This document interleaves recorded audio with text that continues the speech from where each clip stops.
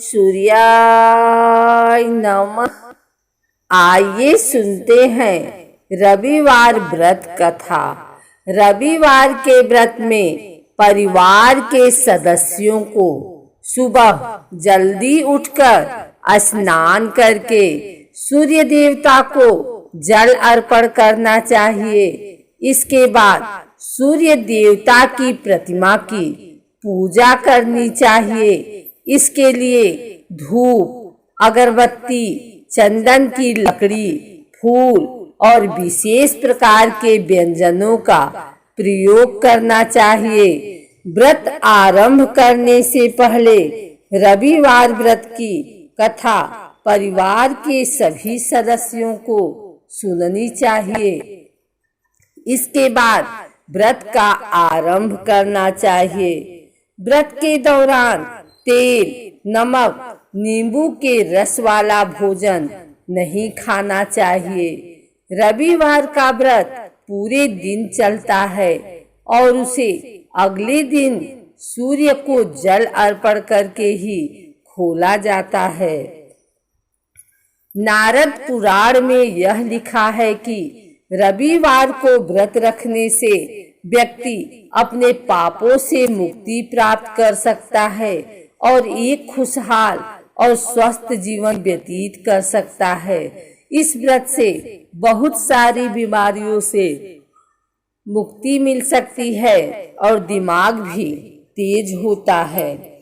सभी मनोकामनाएं पूर्ण करने वाले और जीवन में सुख समृद्धि लाने वाले रविवार व्रत की कथा इस प्रकार से है।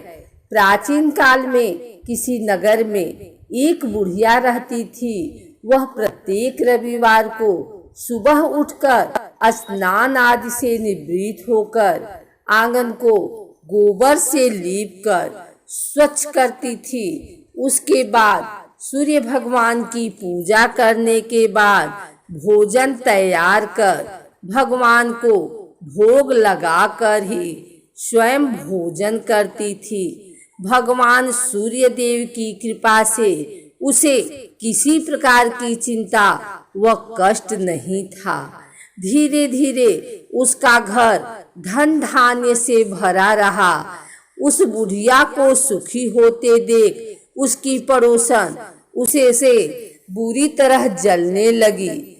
बुढ़िया ने कोई गाय नहीं पाल रखी थी, अतः रविवार के दिन घर लीपने के लिए वह अपनी पड़ोसन के आंगन में बंधी गाय का गोबर लाती थी। पड़ोसन ने कुछ सोचकर अपनी गाय को घर के भीतर बांध दिया। रविवार को गोबर न मिलने से बुढ़िया अपना आंगन नहीं लीप सकी। आंगन न लीप पाने के कारण उस बुढ़िया ने सूर्य भगवान को भोग नहीं लगाया और उस दिन स्वयं भी भोजन नहीं किया। सूर्यास्त होने पर बुढ़िया भूखी प्यासी सो गई। इस प्रकार उसने निराहार व्रत किया। रात्रि में सूर्य भगवान ने उसे स्वप्न में दर्शन दिए और व्रत न करने तथा उन्हें भोग न लगाने का कारण पूछा। बुढ़िया ने बहुत ही करुण स्वर में पड़ोसन के द्वारा घर के अंदर गाय बांधने और गोबर न मिल पाने की बात कही।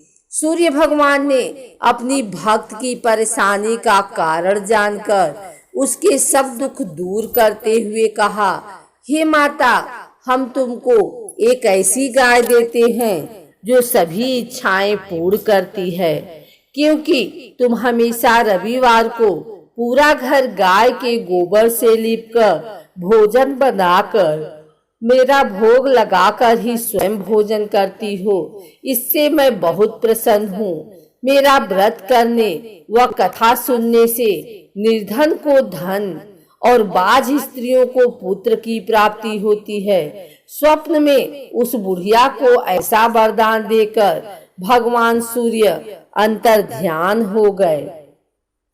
प्रातः काल सूर्योदय से पूर्व उस बुढ़िया की आँख खुली तो वह अपने घर के आंगन में सुंदर गाय और बछड़े को देखकर हैरान हो गई। गाय को आंगन में बांधकर उसने जल्दी से उसे चारा लाकर खिलाया।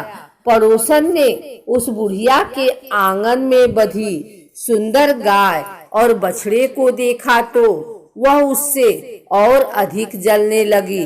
तभी गाय ने सोने का गोबर किया। गोबर को देखते ही पड़ोसन की आंखें फट गई। पड़ोसन ने उस बुढ़िया को आसपास न पाकर तुरंत उस गोबर को उठाया और अपने घर ले गए तथा अपनी गाय का गोबर वहां रख आई। सोने के गोबर से पड़ोसन कुछ ही दिनों में धनवान हो गई। गाय प्रतिदिन सूर्योदय से पूर्व सोने का गोबर किया करती थी और बुढ़िया के उठने के पहले पड़ोसन उस गोबर को उठाकर ले जाती थी। बहुत दिनों तक बुढ़िया को सोने के गोबर के बारे में कुछ पता ही नहीं चला। बुढ़िया पहले की तरह हर रविवार को भगवान सूर्यदेव का व्रत करती रही और कथा सुनती रही। लेकिन सूर्य भगवान को जब पड़ोसन की चालाकी का पता चला तो उन्होंने तेज आंधी चलाई। आंधी का प्रकोप देखकर बुढ़िया ने गाय को घर के भीतर बांध दिया। सुबह उठकर बुढ़िया ने सोने का गोबर देखा तो उसे बहुत आश्चर्य हुआ। उस दिन के बाद बुढ़िया गाय को घर के भीतर बांधने लगी। सोने के गोबर से बुढ़िया कुछ ही दिन में बहुत धनी हो गई। उस बुढ़िया के धनी होने से पड़ोसन बुरी तरह जल भुनकर राख हो गई। जब उसे सोने के गोबर पाने का कोई रास्ता नहीं सूझा तो वह राजा के दरबार में पहुंची और राजा को सारी बात बताई। राजा को जब बुढ़िया के पास सोने के गोबर देने वाली गाय के बारे में पता चला तो उसने अपने सैनिक भेजकर बुढ़िया की गाय लाने का आदेश दिया। सैनिक उस बुढ़िया के घर पहुँचे। उस समय बुढ़िया सूर्य भगवान को भोग लगाकर स्वयं भोजन ग्रहण करने वाली थी।